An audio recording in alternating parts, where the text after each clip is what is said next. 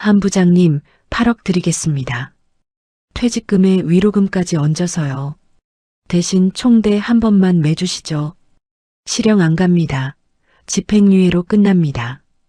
본부장의 말이 끝나자마자 한 부장은 금연구역인 그 방에서 조용히 담배를 꺼내 불을 붙였습니다. 본부장님, 올해 몇이세요? 저하고 14살 차이네요. 큰형님한테 어느 날 후배가 찾아와 8억 줄 테니 감옥 가달라고 하면 본부장님 기분이 어떠실까요? 본부장의 얼굴은 그 자리에서 하얗게 질렸습니다. 하지만 그때까지만 해도 그는 알지 못했습니다. 32년 영업 외길을 걸어온 이 노장이 그동안 무엇을 모아두고 있었는지, 그리고 자기가 방금 뱉은 그 한마디가 10조 원대 담합과 5,500억 부당이익을 통째로 무너뜨리는 방아쇠가 되리라는 것을요. 사연 시작 전에 구독과 좋아요를 눌러주시고 어디에서 듣고 계신지 댓글 남겨주시면 그곳으로 건강과 행복이 가득하길 기원하겠습니다.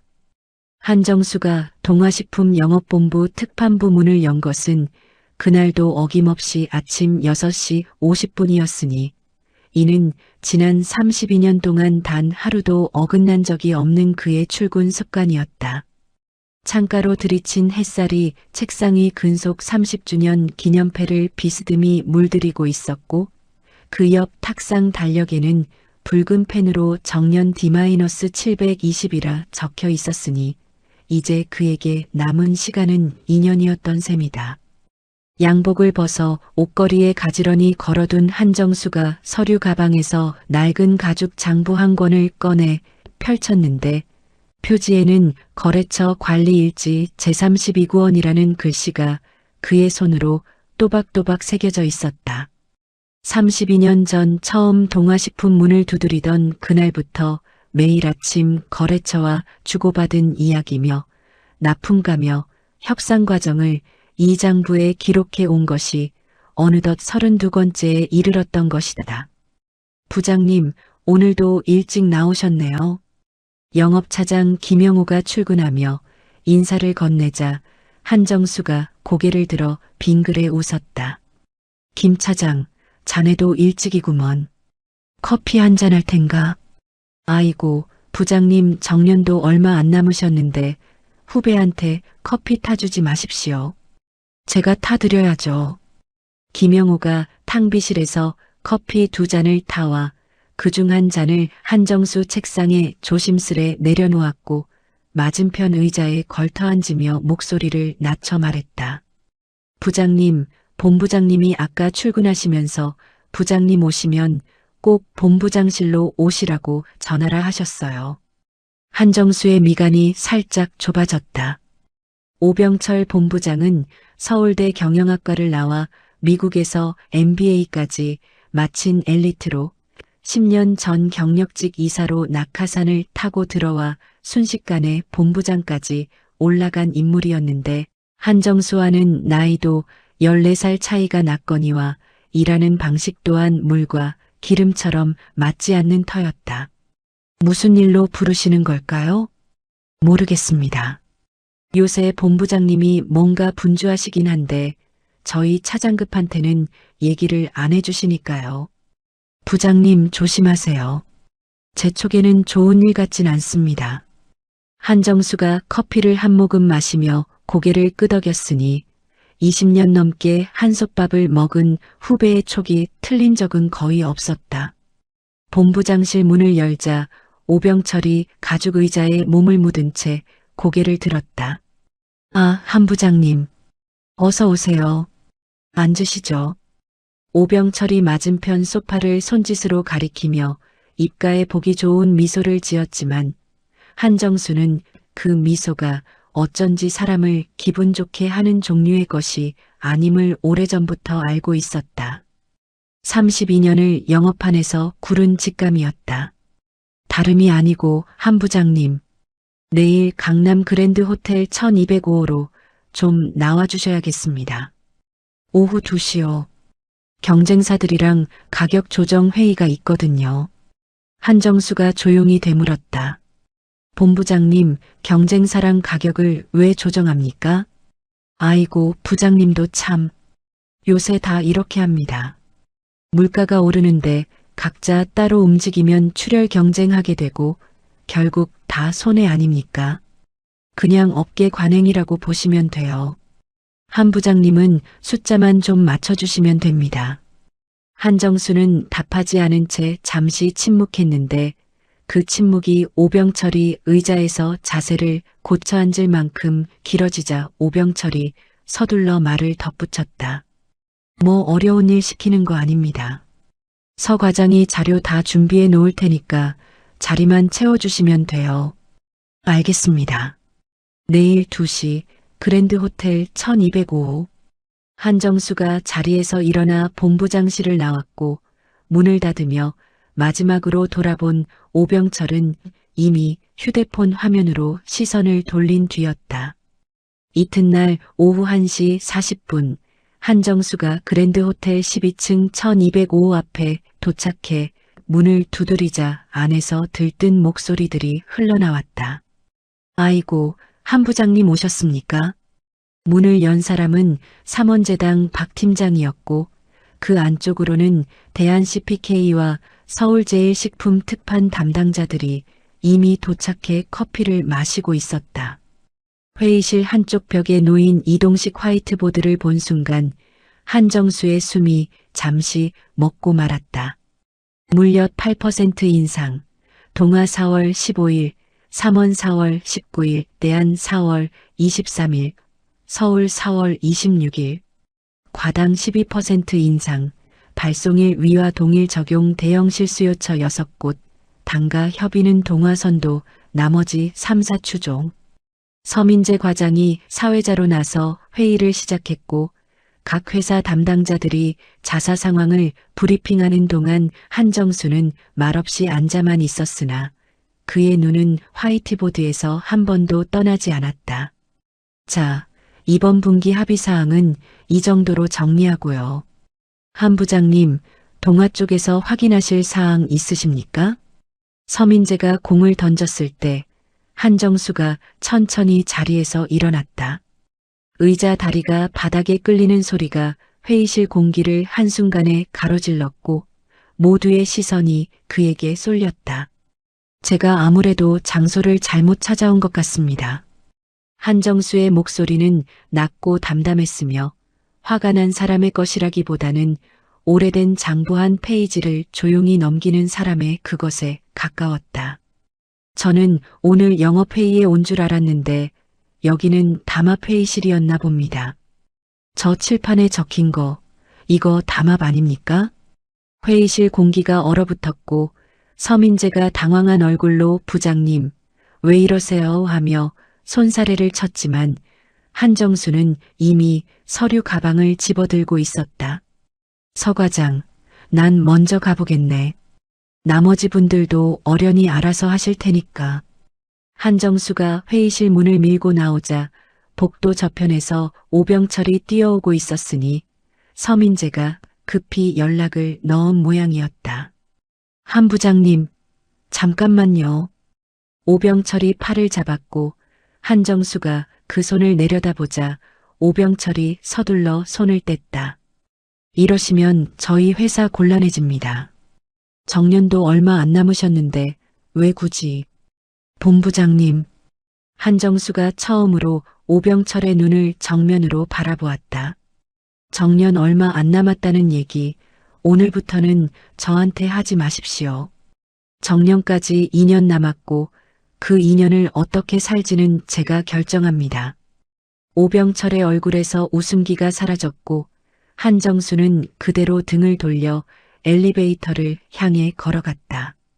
등 뒤에서 한 부장님, 이거 회사 지시입니다. 라는 외침이 들려왔으나 그는 걸음을 멈추지 않았다. 그날 밤 한정수의 집 서재 불은 자정이 넘도록 꺼지지 않았다. 책상 위 거래처 관리일지 제32구원에는 오늘 호텔에서 본 화이트보드의 내용이 한 글자 한 글자 옮겨지고 있었으니 그 기록은 이제 단순한 업무 일지가 아니라 무언가 다른 것의 시작이 되어 가고 있었다. 장부를 덮고 의자에 등을 기댄 한정수의 눈에 들어온 것은 책장 맨 윗칸에 가지런히 꽂힌 31권의 장부였고 그 장부들을 가만히 바라보다가 창밖으로 시선을 돌리자 아파트 단지 너머로 도시의 불빛이 아득히 펼쳐져 있었다. 저 불빛 아래 어디선가 사람들이 라면을 끓이고 음료수를 마시며 살아가고 있을 터였으니 오늘 자신이 본 그 칠판의 숫자들이 바로 저 사람들 주머니를 조금씩 털어가고 있다는 사실이 가슴을 묵직하게 짓눌렀다. 32년 영업하면서 이런 건 처음 본다.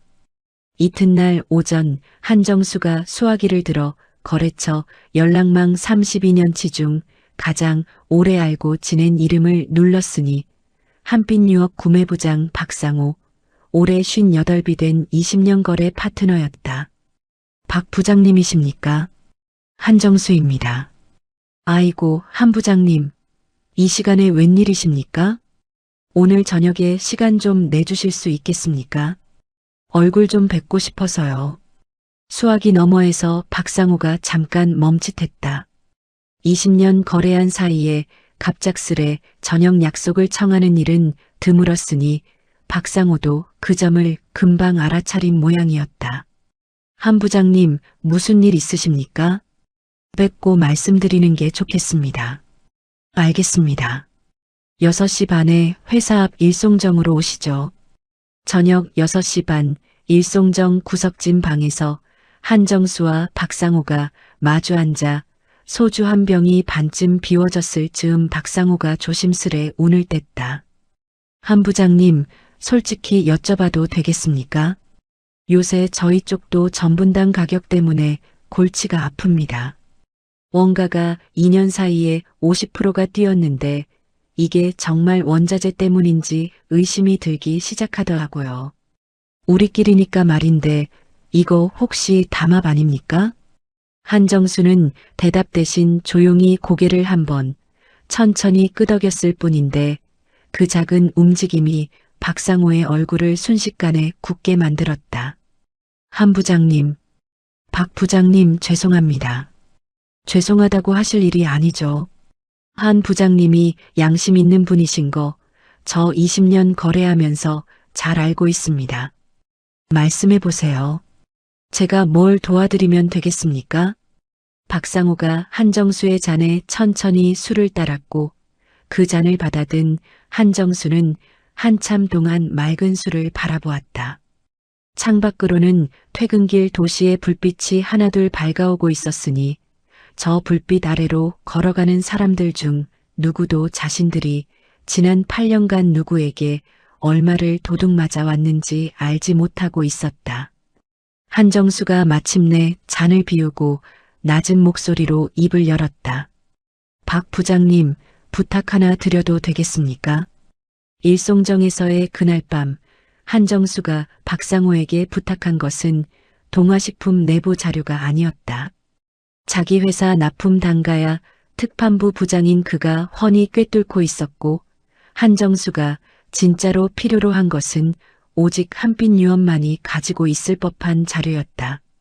박 부장님, 저희 회사가 귀사의 가격 인상을 통보할 때마다 귀사에서 삼원대한서울 쪽에 비교 견적 받아두셨죠? 저도 협상 자리에서 그 견적서 보고 깜짝 놀란 적이 한두 번이 아니었거든요. 남의 회사 견적인데 저희랑 몇십 원 차이로 똑같이 나온 게 8년간 반복되더군요. 그 견적서들 모아두신 거 있으면 좀 주실 수 있겠습니까? 그것만큼 담합을 명백하게 보여주는 물증이 없습니다. 박상호가 잔을 내려놓고 한참을 생각하더니 낮게 대답했다. 있습니다. 구매부에서 협상 근거 자료로 그때그때 철해둔 게 8년치 그대로 남아있어요. 원본은 회사에 둬야 하니까 사본으로 드리지요. 다만 한 부장님도 한 가지만 약속해 주십시오. 말씀하시지요. 혼자 들고 가지는 마십시오. 혼자는 못 이깁니다. 그건 제가 장사 30년 하면서 배운 겁니다. 한정수가 조용히 고개를 끄덕였고 두 사람은 그날 밤 소주 2병을 더 비우고서야 자리에서 일어섰다. 늦가을 찬바람이 두 사람의 옷깃을 스치며 지나갔다. 박상호가 택시를 잡아주고 한정수가 차에 오를 때까지 두 사람은 더는 말을 하지 않았지만 그 침묵 속에는 20년 거래가 만들어낸 어떤 단단한 약속 같은 것이 흐르고 있었다. 사흘 뒤 오전 한정수가 사무실에서 서류를 정리하고 있을 때 오병철의 호출이 떨어졌다. 이번에는 본부장실이 아니라 회의실이었고 들어가 보니 서민재 과장과 영업본부 팀장급 4명이 자리에 앉아 있었다. 한 부장님, 어서 오세요. 오늘은 특판부 내부 전략 회의입니다. 다음 분기 가격 정책을 정리해야 해서요. 오병철이 자연스럽게 운을 뗐지만 회의 자료 맨 앞장에 찍힌 숫자들은 지난번 그랜드 호텔 화이트보드에서 본 내용과 토씨 하나 다르지 않았다. 한정수가 자료를 무심히 넘겨보다가 서류 가방에서 만년필을 꺼내 자기 수첩을 펼쳤으니 회의 내내 그는 한마디도 하지 않았지만 손만큼은 부지런히 움직이고 있었다. 옆자리 서민재가 자꾸만 곁눈질로 한정수의 수첩을 훔쳐보려는 기색이 역력했다. 한정수가 그 시선을 느끼고 있다는 것도 모른 채 서민재가 목을 슬며시 기울인 순간 한정수가 수첩을 탁 하고 덮어버렸다. 자네 영업 몇 년 했나? 한정수의 낮은 목소리에 회의실 공기가 멎었다. 5년 조금 넘었습니다만. 5년짜리가 32년 선배 수첩을 훔쳐봐. 자네 부모님이 예절은 안 가르치셨나? 팀장들이 픽 하고 웃음을 삼켰고 서민재의 얼굴이 벌겋게 달아올랐다. 오병철이 헛기침을 하며 분위기를 수습하려 했으나 한정수는 이미 가방을 챙겨 자리에서 일어서고 있었다. 본부장님, 특판거래처 현장 점검 일정이 잡혀 있어서 먼저 일어나야겠습니다. 그날 오후 한빛유업 본사에서 박상호가 한정수에게 건넨 갈색 봉투 안에는 8년치 견적서 비교 자료가 빼곡히 들어 있었다. 한정수가 봉투를 받아 펼쳐본 순간 그의 눈이 가늘어졌는데 같은 달, 같은 품목, 같은 물량에 내 회사가 제시한 가격이 불과 몇십 원 단위로 수렴하고 있었고 그 수렴의 패턴이 8년간 지겹도록 반복되고 있었던 것이다. 박 부장님, 이건 너무 과한데요. 과하긴요. 저희가 8년간 뜯긴 돈이 얼만지 아십니까? 내부 추산으로 84억입니다. 그게 결국 우리 소비자들 주머니에서 나온 거예요. 저희 회장님께도 말씀드려놨습니다. 한 부장이 움직이면 우리도 끝까지 간다고 하셨어요. 한정수가 고개를 깊이 숙였고 그의 손에 들린 갈색 봉투가 낮의 햇살을 받아 묵직하게 빛나고 있었다. 집으로 돌아온 한정수가 서재 책상 위에 갈색 봉투를 조심스레 내려놓고 스탠드 불빛 아래 견적서 자료를 한 장 한 장 펼쳐보기 시작했다. 8년치 비교 견적서가 100여 장, 그 위에 덧붙여진 한빛유업 내부 분석 자료까지 합치면 좋기 200장이 넘는 분량이었는데 한정수는 그 종이들을 그저 읽고만 있을 수가 없었다. 양복 주머니에서 스마트폰을 꺼내든 한정수가 종이 한 장 한 장을 사진으로 찍어두기 시작했다. 딸 지영이 명절에 와서 설정해준 클라우드에 사진이 자동으로 올라가고 있다는 것 정도는 그도 알고 있었으니 회사가 이 자료를 어떻게든 지우려 든다 한들 구름 위에 올려놓은 사진까지 쫓아오지는 못할 것이었다. 그동안 스마트폰에 쌓아둔 다른 사진들도 함께 정리했다. 그랜드 호텔 1205 회의실 화이트보드를 몰래 찍어둔 사진 몇 장, 회의 자료, 맨 앞장에 찍혀있던 숫자들을 수첩에 옮겨 적고 그 수첩을 다시 찍어둔 사진까지 한정수가 그동안 조용히 모아둔 것들이 제법 되었다. 혹시 몰라 이메일 계정 두 곳에도 사진을 나누어 보내두었으니 이제는 누가 그의 휴대폰을 뺏어간다 해도 쫓아갈 길이 여러 갈래로 나 있는 셈이었다. 정리를 마친 한정수가 책상에 팔꿈치를 기대고 잠시 숨을 골랐다. 창밖으로는 새벽 2시에 가로등 불빛이 고요하게 떨어지고 있었고 책상 맞은편 책장에는 32년을 채운 거래처 관리일지 32권이 가지런히 꽂혀 있었다. 한정수가 그 장부들을 한참 바라보다가 혼잣말을 했다. 장부는 거짓말을 안 한다. 32년 영업판에서 배운 단 한 가지 진리가 있다면 숫자는 정직하다는 것이었다. 사람은 거짓말을 하고 기억은 흐려지기 마련이지만 장부 위에 적힌 숫자는 시간이 아무리 흘러도 제자리를 지켰고 그 숫자들이 모이면 결국 진실을 말하는 법이었다. 그 주 금요일 퇴근길에 박상호와 다시 만난 한정수에게 박상호가 목소리를 낮췄다. 한 부장님, 업계에 공정위가 전분당 쪽을 제대로 볼 준비를 한다는 얘기가 돕니다. 설탕 쪽이 터졌으니 다음은 전분당 차례라는 거죠. 그쪽 회사 분위기는 어떻습니까? 아직은 모르는 눈치인데 본부장이 회의 장소를 자꾸 바꾸고 공문 발송 날짜를 회사별로 엇갈리게 조정하는 걸 보면 뭔가 낌새는 챈 모양입니다. 그거 전형적인 담합 은폐 수법이에요. 시간이 많지 않을지 모릅니다. 한정수가 잔을 내려놓고 박상호를 바라보았다. 박 부장님, 제가 안 움직이면 어떻게 될까요? 한 부장님이 안 움직이시면 저희 회사 소비자 300만 명이 앞으로도 계속 당합니다.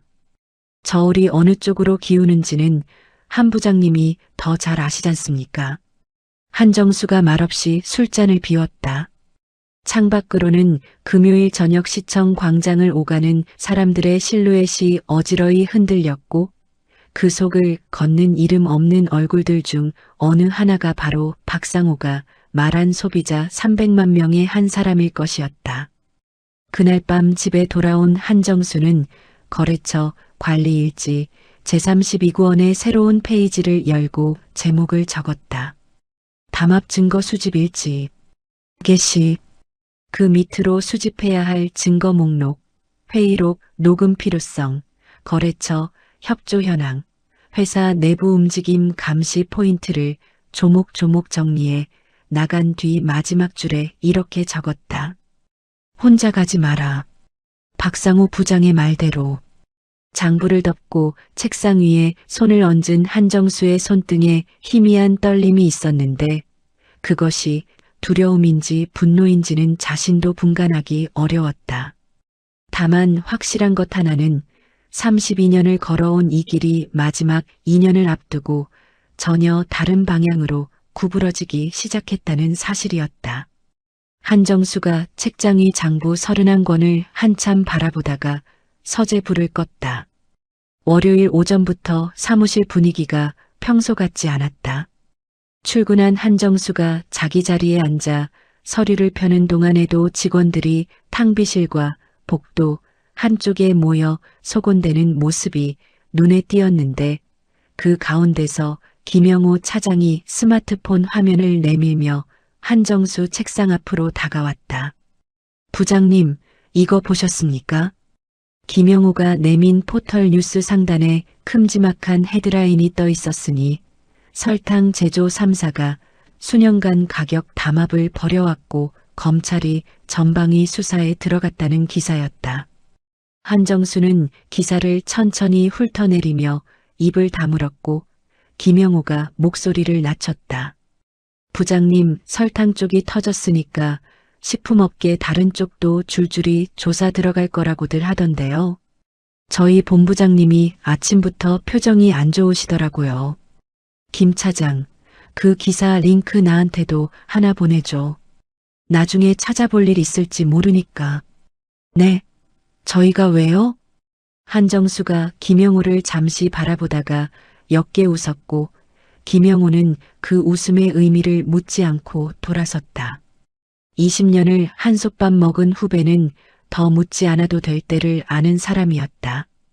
오전 11시 무렵 한정수가 탕비실에서 커피를 타는데 옆 회의실벽 너머로 오병철과 서민재의 목소리가 흘러나오고 있었다. 한정수는 습관처럼 주머니 속 스마트폰의 녹음 버튼을 눌렀다. 본부장님, 설탕 쪽 기사 보셨죠? 저희도 준비해야 하는 거 아닙니까? 걔들이 어디 훈련이 돼 있어서 그런 거냐? 그냥 자료가 싹 나와버린 거지. 회의실 칠판 사진부터 이메일, 문자, 사내 메신저까지 몽땅 털렸다더라. 저희는 어떻게 합니까? 어떻게 하긴. 일단 회사 메신저 쓰지 말고 이메일은 회의 끝나면 바로 삭제하고 업무 얘기는 다 개인 메신저로 돌려. 그리고 너 지난번 회의 녹음이라도 해놨으면 지금 바로 다 지워. 혹시 담합 관련 메시지 남은 휴대폰 있으면 초기화해서 중고로 팔아버리든가 해. 남들 손에 안 들어가게만 하면 돼. 설탕 쪽 사람들도 내가 아는 변호사한테 들으니까 훈련받은 사람들은 집행유예로 다 빠졌다더라. 실형산 사람이 거의 없어. 우리도 훈련만 제대로 돼 있으면 문제없다. 알겠습니다. 그리고 한 부장. 그 양반 요즘 왜 저러는 거냐? 지난번 그랜드 호텔 회의 때 박차고 나가고 내부 회의 때는 수첩에 뭘 계속 적고 네가 좀 살펴봐라. 네, 제가 잘 보고 있습니다. 그런데 부장님은 원래 성격이 저러셔서요. 뭐 딱히 이상한 움직임은 없는 것 같은데요. 살펴봐라. 정년 앞둔 사람이 괜히 움직이면 골치 아프다. 사람 하나 관리 못해서 회사 전체가 흔들리는 거 내가 제일 싫어하는 거야. 알겠습니다. 제가 꼼꼼히 챙기겠습니다. 한정수가 탕비실 문을 조용히 닫고 사무실로 돌아와 자기 자리에 앉았다. 가슴이 쿵쿵 뛰었는데 손은 오히려 차분하게 녹음 파일을 저장하고 있었으니 32년을 영업판에서 구른 사람에게 마지막 남은 무기가 바로 이 침착함이었다. 그날 오후 한정수가 자리를 비운 사이 서민재가 그의 책상 주변을 맴도는 것이 김영호의 눈에 포착되었다. 서민재는 한정수의 책상 위에 놓인 수첩을 슬쩍 집어드는 듯 하다가 김영호가 서 과장, 뭐 찾아요? 하고 물어보자 어색하게 웃으며 손을 뗐다. 아, 부장님 어디 가셨나 해서요. 회의 관련해서 좀 여쭤볼 게 있어서. 부장님 거래처 나가셨는데요. 돌아오시면 연락드리라고 할게요. 네네. 그럼 제가 나중에 다시 오죠. 서민재가 떠난 뒤 김영호가 한정수에게 전화를 걸어 방금 있었던 일을 전했고 한정수가 수화기 너머로 잠깐 침묵하다가 차분하게 말했다. 김 차장, 앞으로 내 자리 좀 봐줘. 내가 없을 때 누가 오거든 그냥 슬쩍 알려주기만 하면 돼. 부장님, 도대체 무슨 일입니까? 조만간 얘기해 줄게. 지금은 자니가 몰라야 자니가 다치지 않아. 저녁 6시 오병철이 한정수를 포함한 특판부 팀장급을 회식 자리로 불러냈다. 강남의 한 고깃집 2층 방이었는데 술이 2순배쯤 돌았을 무렵 오병철이 한정수 쪽으로 잔을 내밀며 한껏 풀어진 목소리로 입을 열었다. 한 부장님, 요새 얼굴 뵙기가 힘드네요. 지난번 그랜드 호텔 거는 제가 뭐 오해 푸시라고 사과도 제대로 못 드렸는데 본부장님이 사과하실 일은 아니었죠. 그래도 마음에 걸려서요. 한 부장님, 정년까지 2년 남으신 거 맞죠? 그 2년 저희 회사에서 조용히 잘 마무리하시는 게 서로한테 좋지 않겠습니까? 저도 한 부장님 같은 대선배님 편하게 모시고 싶은 마음이 커요. 한정수가 잔을 받아 한 모금 마시고 테이블 위에 천천히 내려놓았다. 본부장님, 제가 한 가지 여쭤봐도 되겠습니까? 네, 말씀하세요. 이거 녹음해도 되겠습니까? 좌중의 공기가 순식간에 얼어붙었다. 팀장들이 서로 눈치를 살폈고 오병철은 입에 가져가려던 잔을 도로 테이블 위에 내려놓았다. 한 부장님, 왜 갑자기 그런 말씀을? 본부장님이 방금 제 정년 얘기를 꺼내시면서 조용히 마무리하는 게 서로한테 좋지 않겠느냐고 하신 거. 저는 그 말이 무슨 뜻인지 잘 모르겠어서요. 나중에 다시 들어봐야 정확하게 이해할 것 같은데 괜찮겠습니까? 아이고, 한 부장님. 그냥 선배님 편하게 해드리고 싶다는 얘기지 그게 무슨 깊은 뜻이 있겠습니까? 녹음이라니요. 다 같은 식구끼리. 식구끼리라면 녹음해도 상관없겠네요. 한정수가 엷게 웃으며 잔을 들었고 오병철의 이마에 가는 땀이 맺혔다. 그날 회식은 평소보다 1시간 일찍 끝이 났으니 오병철이 제가 내일 일찍 회의가 있어서요. 하며 자리에서 일어섰을 때 한정수는 이미 속주머니 녹음기가 잘 돌아가고 있다는 것을 확인한 뒤였다. 그날 밤 집에 돌아온 한정수가 스마트폰을 스탠드 불빛 아래 올려놓고 그날 확보한 2건의 녹음 파일을 클라우드에 올렸다. 파일명은 단정하게 날짜 순으로 붙였으니 탕비실 본부장 과장 대화와 회식 본부장 회유라는 이름이 나란히 올라갔다. 오래된 이메일 계정 2곳에도 똑같이 사본을 나누어 보내둔 뒤 한정수가 거래처 관리일지 제32구원을 펼쳤다. 오늘 날짜 아래 그는 단정한 글씨로 적어나갔다. 본부장, 증거인멸 지시 정황 녹음 확보. 과장에게 휴대폰 폐기 지시함. 설탕건 판결 언급하며 집행유예 자신함. 본인은 훈련이 돼 있다고 반복 언급. 장부를 덮고 잠시 창밖을 바라보던 한정수가 혼잣말처럼 중얼거렸다. 훈련이라. 영업 32년을 훈련이라 부르는 건 처음 듣네. 훈련이라는 말 속에는 누군가를 속이기 위해 반복해서 몸에 익힌 동작이 들어있었고 32년을 정직하게 팔아온 그에게 그 말은 영업이 아니라 도둑질의 기술처럼 들리는 것이었다. 서재의 스탠드 불빛이 그의 이마 위로 조용히 내려앉고 있었다. 목요일 오전 회사 정문 앞에 공정거래위원회 명의의 조사 개시 통지문이 특송으로 도착했다. 통지문 봉투가 대표이사실로 올라간 지 30분도 지나지 않아 임원 긴급회의가 소집되었고 한정수도 특판부 부장 자격으로 회의실에 불려 들어갔다. 장규태 대표이사가 회의실 상석에 앉아 있었다. 55세의 장규태는 창업주 2세 전문 경영인 출신으로 평소에는 현장 일에 거의 얼굴을 비추지 않는 인물이었는데 오늘은 얼굴에 그늘이 짙게 내려앉아 있었다. 여러분, 오늘 온 거 다들 내용 들으셨죠? 공정위가 우리 회사를 포함해서 업계 4곳 전부의 조사를 시작한답니다. 저는 오늘부로 외부 로펌을 선임해서 대응을 맡길 생각입니다.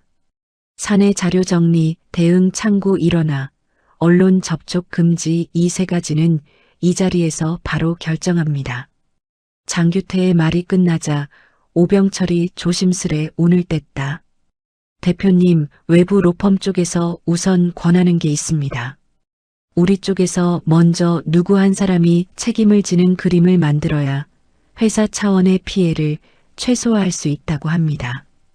장규태가 고개를 천천히 끄덕이며 회의실을 한 바퀴 둘러보았고 그 시선이 한정수에게서 유난히 오래 머물렀다. 한정수는 그 시선을 피하지 않고 그대로 받았으니 회의실에 앉은 다른 임원들은 이미 이 그림이 누구를 향하고 있는지 눈치챈 듯 서로 눈을 내리깔고 있었다. 오 본부장, 자니가 알아서 처리하게. 내 얼굴은 안 비추는 게 좋겠지. 네, 대표님. 제가 책임지고 정리하겠습니다. 회의는 그렇게 끝이 났고 한정수가 자리에서 일어서려는데 오병철이 먼저 다가와 어깨를 가볍게 두드렸다. 한 부장님, 이따 오후 2시에 저 좀 뵙죠 제 방에서요. 오후 2시 한정수가 오병철의 본부장실 문을 열고 들어섰다. 오병철은 가죽 의자에 앉은 채 손수 커피를 2잔 준비해 두고 있었으니 평소와 달리 한껏 진중한 표정이었고 자리도 권하는 태도가 제법 공손했다. 한 부장님, 편하게 앉으시죠. 오늘은 좀 진지한 말씀 드려야 해서요. 말씀하시지요. 오병철이 커피를 한 모금 마시고 뜸을 들였다가 천천히 입을 열었다. 한 부장님, 대표님과 이미 상의된 내용입니다. 이건 회사 차원의 공식 제안이라고 생각해 주시면 됩니다. 이번 건 한 부장님이 총대를 매주셔야겠습니다. 한정수가 커피잔을 테이블 위에 내려놓고 가만히 오병철을 바라보았다. 어떻게 해요? 한 부장님이 담합의 실무 책임자로 나서 주시는 겁니다. 경쟁사 담당자들과 가격 조율을 주도한 사람이 특판부 부장 한정수였다고요. 물론 실제로는 저희가 다 했다는 거 한 부장님도 아시고 저도 알지만 회사가 살려면 누군가 한 사람이 앞에 서야 합니다. 퇴직금 3억, 위로금 5억, 합 8억 드리겠습니다. 로펌에서 변호 다 맡아드리고 설탕 쪽 판례 보시면 아시겠지만 이런 건 집행유예로 끝납니다. 실형 안 갑니다. 8억. 네. 한 부장님이 정년까지 근무하셔도 받으실 수 있는 금액을 훌쩍 넘는 액수입니다. 거기에 저희가 재취업 알선까지 책임지고 해드리겠습니다. 한정수가 양복 안주머니에서 담배 한 개비를 꺼내 책상 위 재떨이 옆에 놓고 라이터로 불을 붙였다. 본부장님, 여기 금연구역이죠. 아, 네. 그렇긴 한데 오늘은 좀 피겠습니다. 본부장님이 제 32년을 8억에 사시겠다니 담배 한 대 없이는 얘기가 안 되겠어서요. 오병철이 어색하게 웃으며 손을 내저었다. 한정수가 연기를 천천히 내뱉고 잠시 오병철을 바라보다가 낮은 목소리로 입을 열었다. 본부장님, 올해 몇이세요? 48입니다만. 저하고 14살 차이네요. 집에 큰형님 계시죠? 네, 계십니다. 56이신데요. 본부장님, 그 큰형님한테 어느 날 후배가 찾아와서요. 8억 줄 테니까 감옥 가 달라고 하면 어떡하시겠습니까? 큰형님 기분이 어떠실까요? 오병철의 얼굴에서 웃음기가 완전히 사라졌다. 입을 열려다 멈추고 한참을 침묵하던 그가 겨우 말을 짜냈다. 한 부장님, 그런 비유로 들으실 건 아니고요. 비유가 아니라 사실이잖습니까? 본부장님이 저한테 하신 말씀, 본부장님 큰형님한테 누가 와서 똑같이 하면 본부장님 당장 멱살 잡으실 겁니다. 아닙니까? 그리고 본부장님, 대표님과 상의된 내용이라고 하셨죠. 그럼 대표님을 직접 모셔오시죠. 제가 대표님께 직접 답을 드리겠습니다. 오병철의 입술이 굳게 닫혔다. 장규태 대표가 이 방에 내려올 리 없다는 것은 오병철 자신이 가장 잘 알고 있었으니 애초에 얼굴을 비추지 않겠다고 못을 박은 사람이 바로 장규태였다. 한정수 또한 그 사실을 짐작하고 있었다. 한 부장님, 오늘은 갑자기 드린 말씀이니까 천천히 생각해 보시고요. 내일 다시 얘기하시죠. 마음 정하시면 절차는 제가 다 챙기겠습니다. 알겠습니다. 한정수가 담배를 재떨이에 비벼 끄고 자리에서 일어섰다. 본부장실 문 앞에서 그가 잠시 걸음을 멈추더니 뒤돌아 오병철을 바라보았다. 본부장님, 한 가지 더 말씀드리고 가겠습니다. 네, 말씀하세요. 방금 이 대화 처음부터 끝까지 녹음하고 있었습니다. 오병철의 얼굴이 순식간에 하얗게 질렸다. 손에 들린 커피잔이 미세하게 흔들렸고 눈동자가 한정수의 양복 안주머니 쪽을 더듬듯 쳐다보았다. 한 부장님, 그게 무슨 회유든 협박이든 회사 차원의 공식 제안이라고 하셨으니 저도 공식적으로 받아둬야 나중에 서로 오해가 없을 것 같아서요. 그럼 내일 뵙겠습니다. 한정수가 문을 조용히 닫고 나왔다. 복도를 걸어가는 그의 등 뒤에서는 오병철이 커피잔을 책상 위에 거칠게 내려놓는 소리가 들려왔고 곧이어 다급하게 어딘가로 전화를 거는 듯한 오병철의 낮은 목소리가 문틈으로 새어나오고 있었다. 그날 밤 한정수가 집 서재의 스탠드 불빛 아래 앉아 오늘 받은 녹음 파일을 클라우드에 올렸다. 파일명은 본부장 회유 8억 제안이었고 재생시간은 23분이었다. 거실로 나와 냉장고에서 물 한 잔을 따라 마시던 한정수가 거실벽에 걸린 아내의 사진을 올려다보았다. 아내가 웃고 있는 그 얼굴 아래에 서서 한정수가 혼잣말을 했다. 여보, 내가 오늘 8억 소리를 들었어. 평생 그런 돈 구경 한번 못 해봤는데 이상하게 안 흔들리더라고. 사진 속 아내는 여전히 웃고 있었다.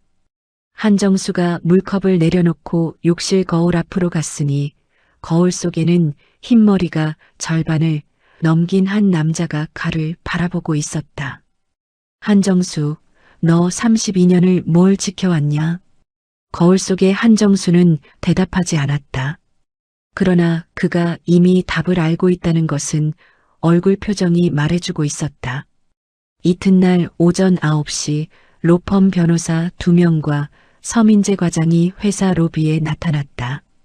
장규태 대표가 전날 결정한 외부 로펌 소속의 변호사들이었고 이들은 그날 아침부터 임원들 사무실을 차례로 돌며 회사 지급 휴대폰과 업무용 PC 그리고 관련 서류 일체를 회수하고 있었다. 이른바 사내 자료 정리 절차였는데 직원들 사이에서는 벌써부터 불안한 기색이 역력했다. 오전 10시 20분경 한정수의 특판부 부장실 문이 노크도 없이 열렸다. 변호사 2명이 앞장서서 들어왔고 그 뒤로 서민재가 따라 들어와 문을 닫았는데 앞에 선 변호사가 한정수를 향해 정중한 듯 사무적인 말투로 입을 열었다. 한정수 부장님 되시지요. 저희는 회사 법률 대리를 맡은 김앤정 로펌의 이정환 변호사입니다. 오늘 공정위 조사 대응 일환으로 사내 자료 회수 중인데요. 부장님께서도 회사 지급 휴대폰과 업무용 PC 그리고 관련 서류 일체를 제출해 주셔야겠습니다. 한정수가 고개를 끄덕이고 책상 서랍을 열었다. 회사에서 지급한 휴대폰 2대와 업무용 노트북 1대를 꺼내 책상 위에 가지런히 올려놓았고 서류 바인더 5건도 그 옆에 쌓아두었다. 동작에 망설임이 없었다. 가져가시죠. 회사 물건 회사가 가져가는 거니까요. 네, 감사합니다. 그런데 부장님, 한 가지 더 부탁드릴 게 있습니다. 통합 검토를 위해서 개인 휴대폰도 함께 제출해 주시면 좋겠습니다. 협조 차원에서 자발적으로 내주시면 저희 쪽에서도 부장님 입장을 더 편하게 봐드릴 수 있고요. 변호사의 말 속에 들어있는 자발적과 협조 차원이라는 단어가 한정수의 귀에 묘하게 걸렸다. 그가 양복 안주머니에 손을 넣어 개인 휴대폰을 꺼내 들었는데 그러나 그것을 책상 위에 내려놓지는 않았다. 변호사님, 제가 한 가지 여쭤봐도 되겠습니까? 네, 말씀하세요. 이 휴대폰은 제가 제 돈으로 산 제 개인 재산입니다. 방금 자발적으로 협조해 달라고 하셨는데요. 자발적이라면 제가 거절할 권리도 당연히 있는 거죠. 변호사의 얼굴이 살짝 굳었다. 옆에 선 또 다른 변호사가 얼른 말을 이어받았다. 부장님, 물론 거절하실 수는 있습니다. 다만 협조에 응해주시지 않으시면 저희 쪽에서 부장님을 보호해드리는데 한계가 있을 수 있다는 말씀을 드리는 겁니다. 보호요. 한정수가 그 단어를 천천히 되새기듯 입에 올리고 변호사 2명을 번갈아 바라보았다. 변호사 자격증 가지신 분들이 저한테 개인 재산 내놓으라고 하시면서 보호 얘기를 하시네요. 자발적이라면서 두 분이 같이 오셨고 협조하라면서 거절하면 불이익이 있다고 하시고요. 이거 협조입니까? 아니면 강요입니까? 부장님, 그런 뜻이 아니라 개인 휴대폰은 못 드립니다. 영장 가져오세요. 법 공부하신 분들이시니까 제가 이렇게 말씀드리는 이유 잘 아실 겁니다. 변호사 두 명의 얼굴이 벌겋게 달아올랐다. 옆에서 지켜보던 서민재가 그제야 나서며 목소리를 높였다. 부장님, 이러시면 회사에 안 좋습니다. 본부장님도 부장님 입장 잘 봐주시려고 이렇게까지 조치하시는 건데 왜 일을 크게 만드세요? 서 과장. 한정수가 서민재 쪽으로 고개를 돌리며 낮게 말했다.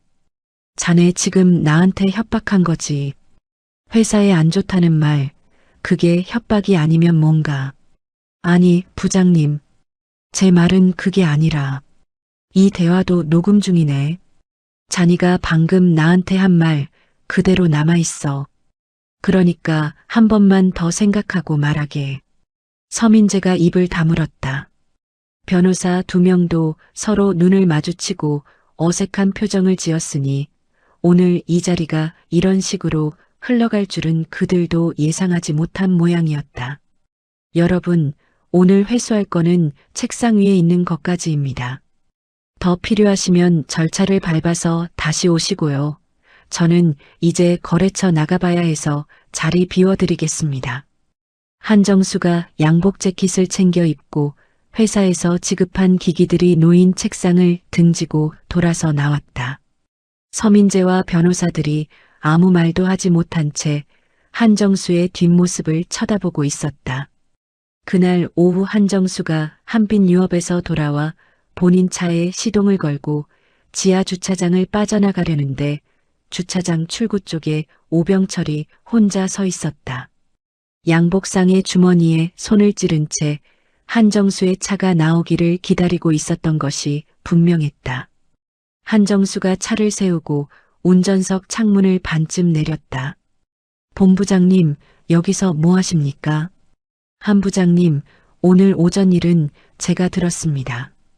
변호사들이 너무 급하게 밀어붙였다고 제가 좀 타이르겠습니다. 한 부장님 마음 상하셨으면 죄송하고요. 죄송하다는 말씀 받겠습니다. 그런데 본부장님, 어제 드린 답은 이미 나왔습니다. 오병철의 표정이 굳었다. 한 부장님, 조용히 갑시다. 정년 2년 남으신 분이 왜 회사 문 나가실 때 얼굴 붉히시려고 하십니까? 8억도 제가 조금 더 올려볼 수 있습니다. 한 번만 다시 생각해 주세요. 본부장님. 한정수가 핸들에서 손을 떼고 오병철을 정면으로 바라보았다. 저 곧 검찰 갑니다. 사흘 뒤에요. 오병철의 얼굴이 일순간 하얗게 질렸다. 입을 열었다가 다물고 다시 열었다가 다물었으니 입 밖으로 튀어나올 말을 도저히 고르지 못하는 사람의 표정이었다.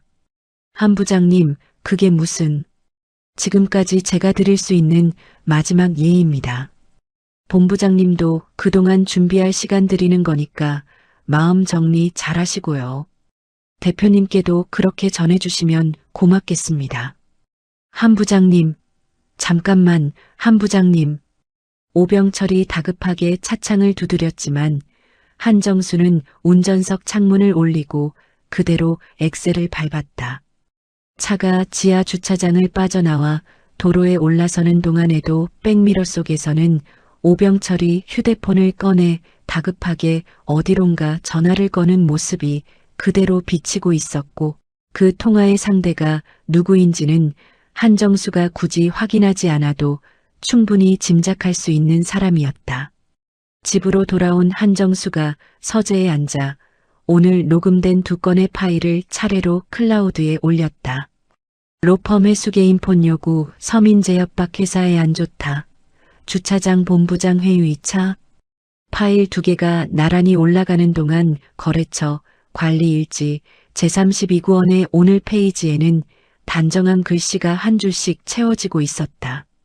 사흘 뒤 월요일 아침 9시 서울중앙지검 공정거래조사부 출두 예정.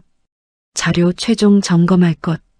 한정수가 장부를 덮고 잠시 눈을 감았다. 32년을 걸어온 길이 이제 마지막 며칠을 남겨두고 있었고 그 며칠이 그의 인생 전체를 결정할 것이라는 사실을 그는 이미 알고 있었다. 휴대폰 진동이 울렸다. 박상우 부장이었다. 한 부장님, 느낌이 이상해서 전화드렸어요. 박 부장님, 사흘 뒤 월요일 아침에 움직이려고 합니다. 약속드린 대로 혼자는 안 갑니다. 마음 준비하고 계시면 됩니다. 알겠습니다. 회장님께 오늘 중으로 말씀 올려두겠습니다. 한 부장님, 이 싸움 혼자 하시는 거 아닙니다. 통화를 끄는 한정수가 창밖을 바라보았다. 주말까지 이틀, 그 이틀 동안 그는 32년의 마지막 준비를 마쳐야 했다. 주말이 지나고 월요일 아침 한정수가 평소보다 1시간 일찍 일어나 감색 양복을 다림질까지 한 뒤 거울 앞에 섰다. 넥타이 매듭을 고쳐 매고 셔츠 칼라를 반듯하게 펴는 그의 얼굴에 어떤 흔들림도 없었다. 책상 옆 낡은 갈색 서류 가방 안에는 사흘 동안 꼼꼼히 정리한 자료들이 빼곡히 들어 있었다.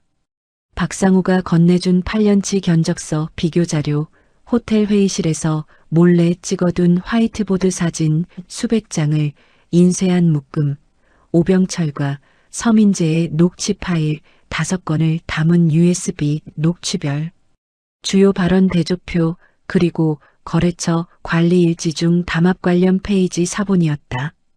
한정수가 서재 책장이 32권의 장부를 한참 바라보다가 조용히 현관문을 열고 나섰다. 아침 햇살이 아파트 단지 위로 따뜻하게 쏟아지고 있었다. 현관을 나서는 길에 박상우에게 문자 한 통을 보냈다. 박 부장님, 8시 50분에 서울중앙지검 정문 앞에서 뵙겠습니다. 답장이 곧바로 도착했다. 네, 한 부장님. 먼저 가서 기다리고 있겠습니다. 회장님께서 새벽에 직접 당부하셨습니다. 오늘 한 부장님 곁 잘 지켜드리라고요. 8시 50분 서울중앙지검 정문 앞에 한정수가 도착했을 때 박상우는 이미 자기 몫의 서류 가방을 들고 한정수를 기다리고 있었다.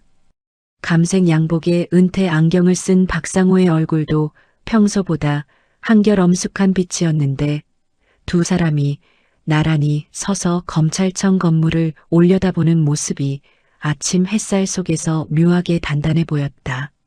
한 부장님 잘 주무셨습니까? 박 부장님 덕분에요. 오늘 이렇게 와주셔서 고맙습니다. 고맙기는요.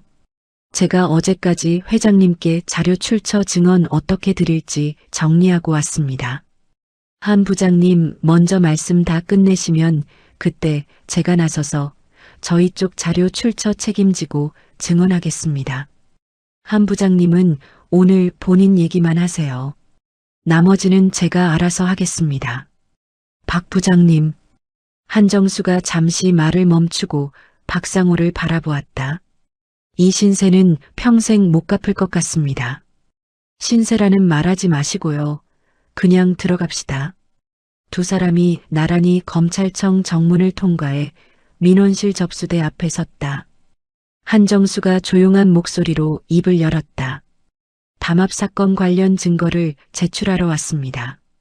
공정거래조사부에 가고 싶은데요. 동아식품 영업본부 특판부 부장 한정수 그리고 한빛유업 구매부장 박상우입니다. 접수대 직원이 두 사람의 이름과 회사명을 듣는 순간 전화기를 집어들고 내선 번호를 눌렀으니 며칠 전부터 공정거래조사부에서 관련 업계 제보가 들어오면 즉시 알리라는 전달사항이 내려와 있었던 것이다. 10분도 채 지나지 않아 젊은 수사관 한 명이 달려 내려왔다. 한 부장님, 박 부장님이시죠? 이쪽으로 오시지요. 부장검사님께서 직접 뵙겠다고 하십니다. 공정거래조사부 부장검사실 문이 열렸다. 나이석 부장검사가 책상에서 일어서며 두 사람을 맞이했는데 50대 중반의 단정한 인상을 한 검사였다. 그가 직접 응접 소파로 두 사람을 안내했다. 한정수 부장님, 박상호 부장님. 오늘 자발적으로 출두해 주신 거 맞으시죠? 저희가 기다리고 있었습니다. 편하게 말씀해 주시면 됩니다. 한정수가 서류 가방을 테이블 위에 올려놓고 가방 입구를 천천히 열었다. 나이석이 가방 안을 들여다보다가 잠시 숨을 멈추었고 수사관도 눈이 커졌다. 한정수가 자료를 하나씩 꺼내 테이블 위에 정렬해 놓기 시작했다. 먼저 견적서, 비교자료 묶음이 놓였다. 옆자리에서 박상호가 고개를 숙여 증언을 보탰다. 이 자료는 저희 한빛유업 구매부가 8년간 업계 내 회사로부터 받아 철회둔 비교 견적서 사본입니다. 오늘 아침 회장님께서 정식으로 자료 제출을 결재하셨습니다. 같은 달 같은 품목 같은 물량에 내 회사 가격이 어떻게 수렴하는지 한 장씩만 보셔도 명백하실 겁니다. 한정수가 뒤이어 화이트보드 사진 묶음과 USB, 녹취 대조표를 차례로 올려놓았다. 내 회사가 호텔 회의실에 모여 가격을 조율한 장면을 날짜별로 정리한 사진들입니다. 인상률과 공문 발송 예정일까지 전부 적혀 있지요. 이쪽 USB에는 본부장이 가격 협의를 지시하고 증거인멸을 지시한 녹음 7건이, 대조표에는 시간대별 주요 발언이 정리돼 있습니다. 마지막으로 두툼한 장부 사본 한 권이 테이블 위에 올라갔다. 이건 제 거래처 관리 일지 중 담합 관련 페이지 사본입니다. 32년간 매일 쓴 장부인데 최근 1년치의 이번 건을 그때그때 기록해 두었습니다. 나이석이 자료를 한 장 한 장 훑어내리다가 화이트보드 사진 한 장에서 손을 멈추었다. 날짜와 장소, 참석자들의 이름까지 한정수의 손글씨로 사진 뒷면에 정리되어 있었다. 나이석이 고개를 들어 한정수를 바라보았다. 부장님, 이게 전부 다 직접 준비하신 겁니까? 네. 이게 다 뭡니까? 한정수가 테이블 위의 자료들을 잠시 내려다보다가 천천히 입을 열었다. 제 인생입니다. 검사님.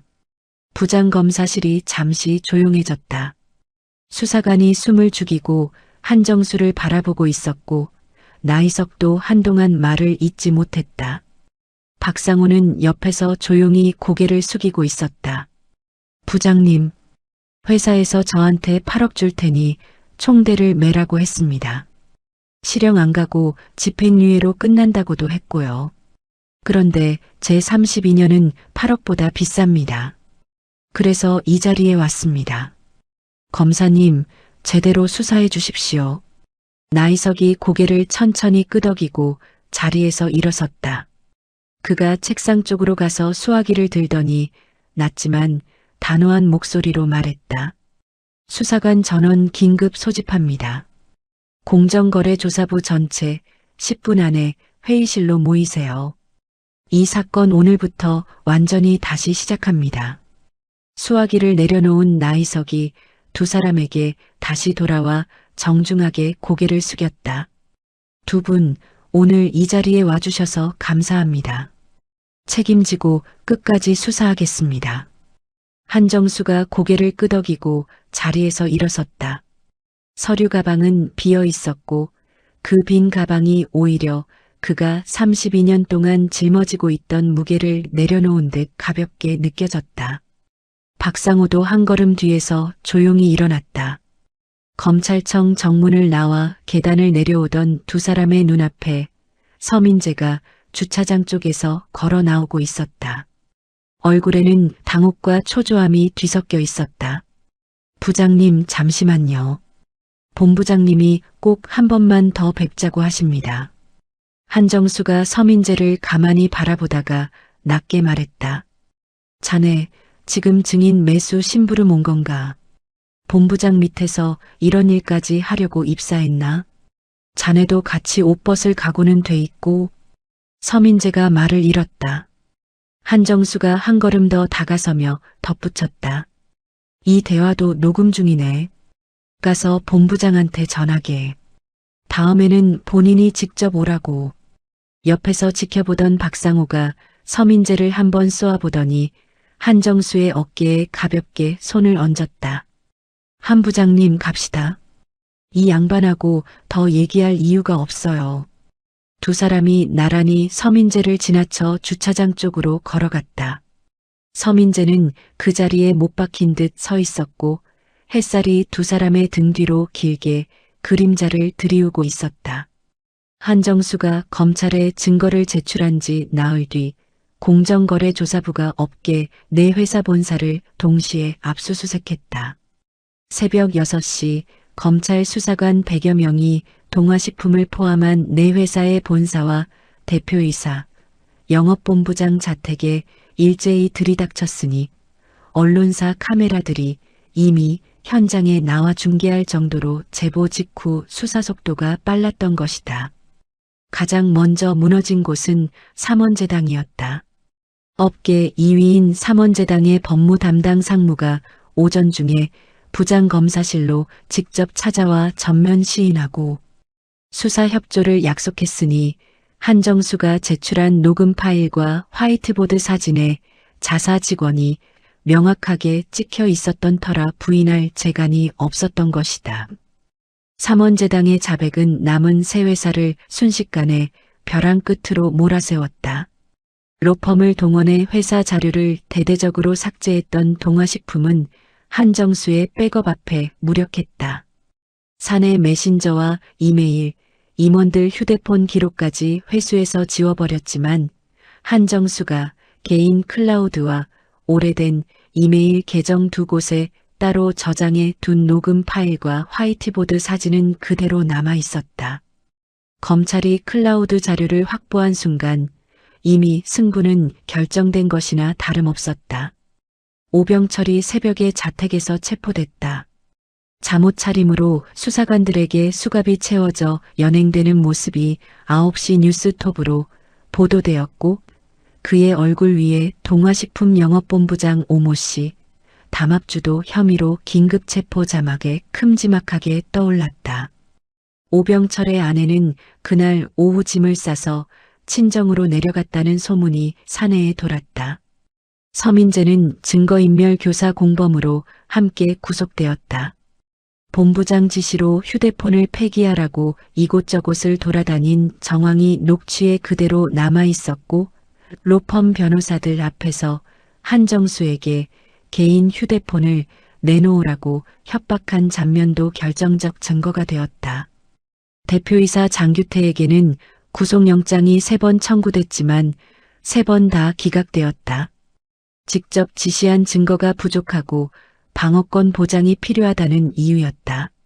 그러나 불구속 기소는 피할 수 없었고 언론에서는 그가 얼굴 안 비추는 대표라는 별명으로 불리기 시작했다.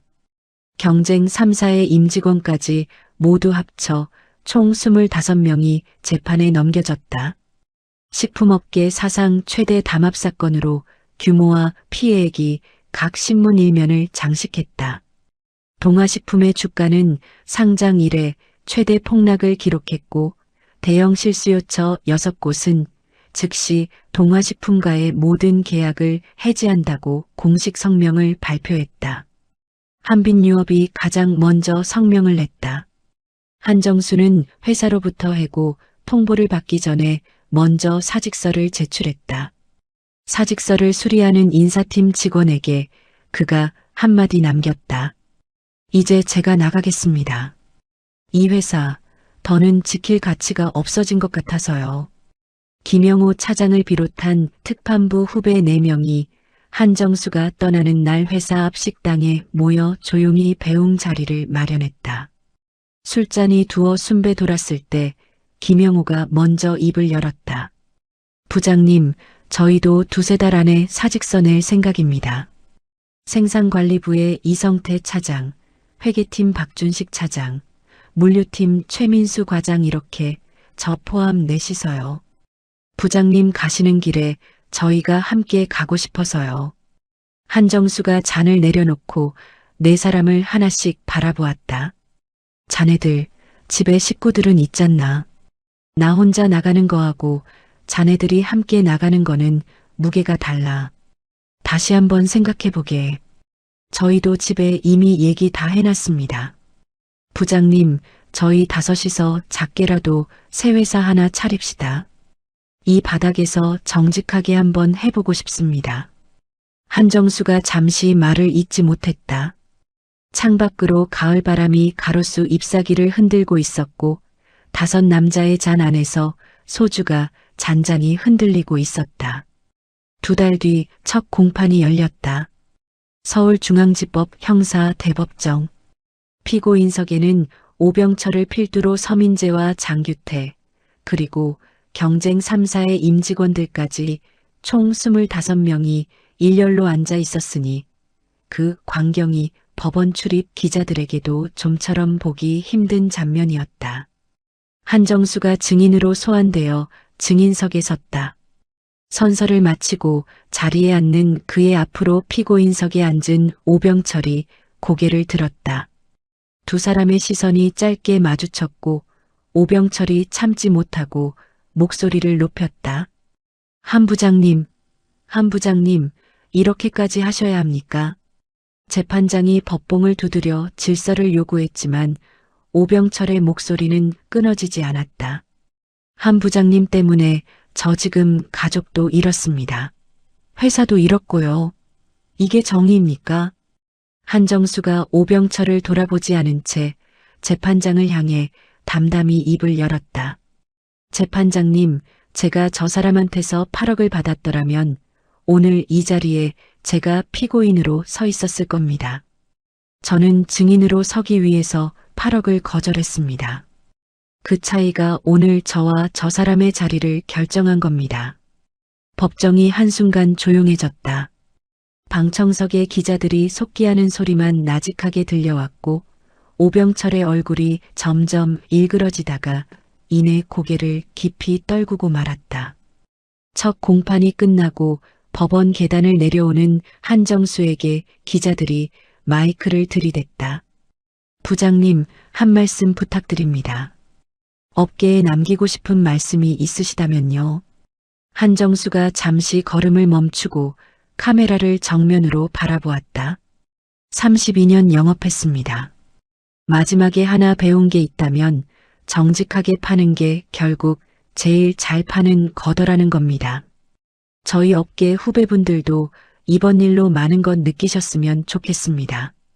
다음 날 아침 신문 일면에 그 장면 사진이 실렸고 방송 뉴스에도 그 대사가 반복해서 흘러나왔다. 검찰은 이번 담합의 총 관련 매출액이 10조 1,520억 원에 달하며 이 가운데 네 회사가 챙긴 부당 이익만 5,500억 원대로 추정된다고 공식 발표했다. 지난 8년간 전부는 최고 73.4%, 과당류는 63.8%까지 가격이 치솟았고 그 돈은 결국 이 땅의 라면과 음료와 과자를 사 먹은 모든 소비자들의 주머니에서 흘러나간 것이었다. 식품업계 사상 최대 규모라는 제목과 더불어 한정수의 담담한 표정, 정직하게 파는 게 제일 잘 파는 것이라는 자막이 시청자들 사이에서 화제가 되었다. 한 달이 지난 어느 날 구치소에 수감된 오병철이 변호사를 통해 한정수에게 편지 한 통을 보내왔다. 종이 2장에 걸쳐 쓴 짧은 편지였고 마지막 문장 하나가 한정수의 눈에 박혔다. 한 부장님, 저는 지금도 이해가 안 됩니다. 부장님은 왜 그러셨습니까? 한정수가 서재 책상에 앉아 만년필을 꺼내 들고 답장을 쓰기 시작했다. 그러나 쓰고 지우기를 여러 번 반복한 끝에 남은 것은 단 한 줄이었다. 자네, 훈련이 부족했어. 한정수가 그 한 줄만 적힌 편지를 봉투에 넣어 풀로 단단히 봉했다. 예전에 탕비실병 너머로 들었던 오병철 본인의 말을 그대로 돌려주는 한 줄이었으니 그것이 한정수가 오병철에게 마지막으로 남기는 인사였다. 오병철이 휘두르던 단어가 이제 그의 얼굴로 되돌아가고 있었고 그 한 줄을 읽을 오병철의 표정을 한정수는 굳이 상상하지 않기로 했다. 편지를 우체국으로 보내고 돌아오는 길에 한정수의 휴대폰이 울렸다. 김영호 차장이었다. 부장님, 저희 넷 오늘 전부 사직서 수리됐습니다. 내일부터 부장님 쪽으로 가겠습니다. 사무실 어디에 차릴까요? 한정수가 가을 하늘을 올려다보며 옅게 웃었다. 평택이 좋겠네. 내일 거기서 보세. 3년이 지났다. 경기도 평택의 한 공단 초입에 단정한 간판 하나가 세워져 있었으니 거기에는 정우상사 주식회사 정직한 원료 정당한 가격이라는 글귀가 새겨져 있었다. 한정수가 김영우를 비롯한 동아식품 퇴사 동료 4사람과 함께 창업한 전분당 유통공급회사였는데 첫 해부터 지금까지 줄곧 붙어 있는 그 한 줄의 구호가 이 작은 회사의 사원이자 간판이었다. 창업 초기는 쉽지 않았다. 은행마다 대출을 거절했고 동아식품 임원 출신이라는 꼬리표가 오히려 발목을 잡았으니 업계에서는 저 사람들 또 뭔가 꾸미는 거 아닌가 하는 의심이 한동안 따라다녔다.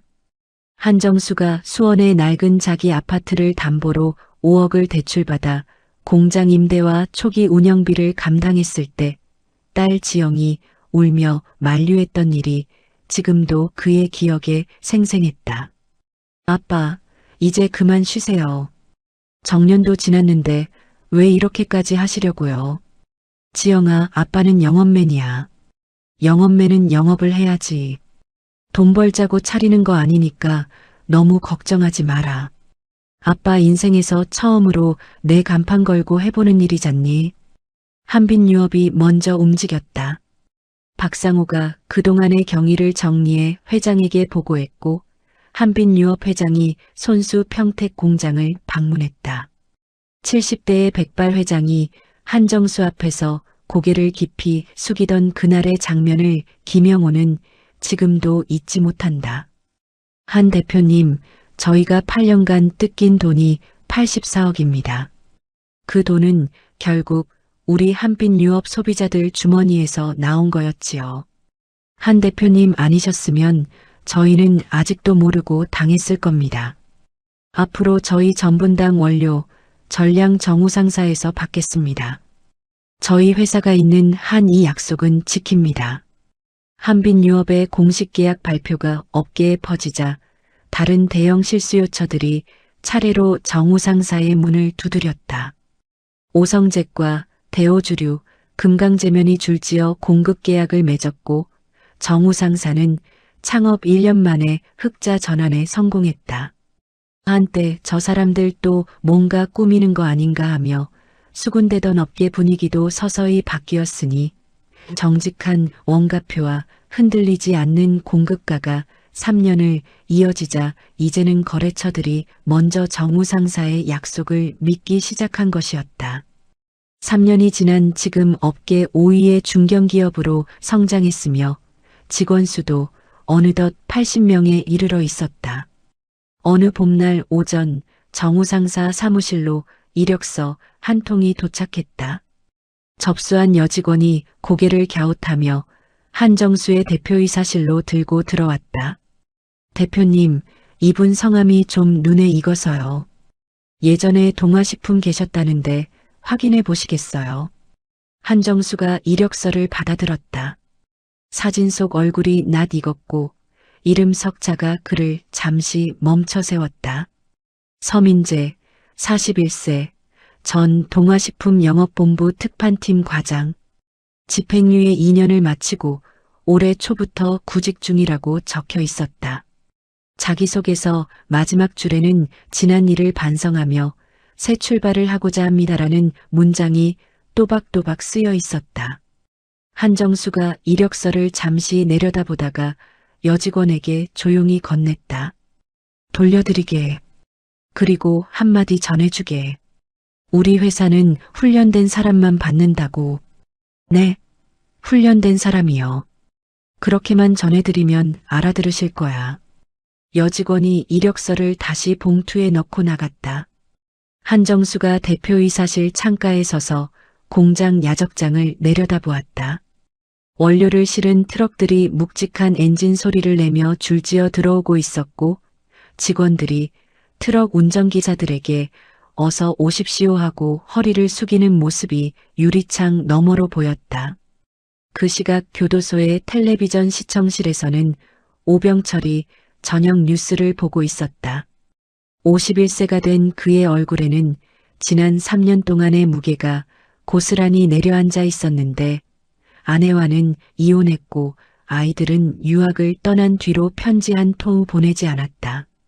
뉴스 화면에 정우 상사, 업계 5위 진입, 한정수 대표 인터뷰라는 자막이 뜨더니 한정수의 얼굴이 클로즈업 되었다. 저희 회사 사원이 정직한 원료, 정당한 가격입니다. 32년 영업하면서 배운 게 딱 하나 있는데요. 거래처는 한 번 속이면 다시 안 봅니다. 소비자도 똑같아요. 저희는 그 원칙 하나로 움직입니다. 옆자리에 앉아있던 고참 재소자가 오병철을 힐끔 쳐다보고 말했다. 저 양반 얼굴 어디서 봤다 했는데 당신 밑에서 일하던 사람 아니야. 그때 뉴스에서 본 것 같은데. 그런데 당신은 왜 여기 있고 저 양반은 왜 저기 나와? 이상하네. 오병철이 입술을 꾹 다물고 대답하지 않았다. 그의 손가락이 무릎 위에서 미세하게 떨리고 있었고 눈동자는 한정수가 카메라를 향해 담담히 웃는 화면에서 떨어지지 못하고 있었다. 고참 재소자가 고개를 갸웃하더니 한마디를 더 던졌다. 뭐 서로 다른 길을 간 거겠지. 당신이 선택한 게 이쪽이고 저 양반이 선택한 게 저쪽이고. 오병철의 얼굴이 천천히 일그러졌다. 정우상사 대표이사실. 책상 맞은편 책장에는 거래처 관리일지 32권이 여전히 가지런히 꽂혀 있었고 그 옆으로 새로 추가된 33번째, 34번째, 35번째 장부가 나란히 자리를 잡고 있었다. 32년의 동아식품 시절이 왼쪽에 3년의 정우상사 시절이 오른쪽에 놓여있는 셈이었다. 그 주 토요일 오후 딸 지영이 4살짜리 손주 손을 잡고 공장을 찾아왔다. 손주가 사무실 안을 이리저리 뛰어다니다가 한정수의 가슴에 덥석 안기며 외쳤다. 할아버지, 회사 멋져요. 한정수가 손주를 번쩍 안아들고 유리창 쪽으로 걸어갔다. 야적장에는 정우 상사의 이름이 찍힌 트럭들이 줄지어 원료를 실어 나르고 있었고 그 너머로 봄 햇살이 공단 전체를 부드럽게 덮고 있었다. 할아버지, 뭐 하세요? 할아버지는 말이다. 정직한 거 팔고 있어. 네가 커서 마시는 우유도 먹는 과자도 거짓말 하나 안 들어간 걸로 먹게 해줄 거야. 손주가 한정수의 볼에 볼을 비비며 깨르르 웃었다. 유리창에 비친 두 사람의 실루엣 뒤로 공장 굴뚝이 한가롭게 서 있었고 그 모든 풍경을 뒤에서 조용히 지켜보는 32권의 장부가 책장에 단정하게 꽂혀 있었다. 한정수가 32년간 쓴 장부. 그리고 그 장부가 그에게 가르쳐준 단 하나의 진실. 사람은 거짓말을 하지만 장부는 거짓말을 하지 않는다는 것. 그가 마지막 2년 동안 깨달은 한 가지가 있다면 양심도 장부에 기록된다는 사실이었다. 눈에는 보이지 않아도 어딘가에 반드시 적히는 장부가 있어서 시간이 흐르면 그 장부가 사람을 세우기도 하고 사람을 무너뜨리기도 한다는 것.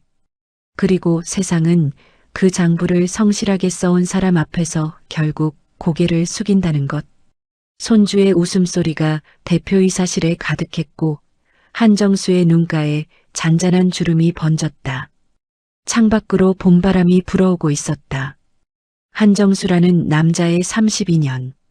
공고를 나와 말단 영업사원으로 시작해 특판부 부장까지 오른 그의 인생이 마지막 2년 앞에서 전혀 다른 길로 구부러졌습니다. 8억이라는 돈 앞에서도 흔들리지 않았던 것은 그가 특별히 강한 사람이어서가 아니라 32년 동안 매일 장부를 쓰며 스스로에게 부끄럽지 않게 살겠다는 약속을 지켜왔기 때문이었을 겁니다. 장부는 거짓말을 하지 않는다는 그의 말처럼 세상 어딘가에는 우리가 보지 못하는 장부가 반드시 존재합니다. 사람이 쉽게 거짓말을 하고 쉽게 잊어버려도 우리가 살아온 하루하루는 어디엔가 적히고 남아서 결국 우리의 남은 인생을 가늠하게 됩니다.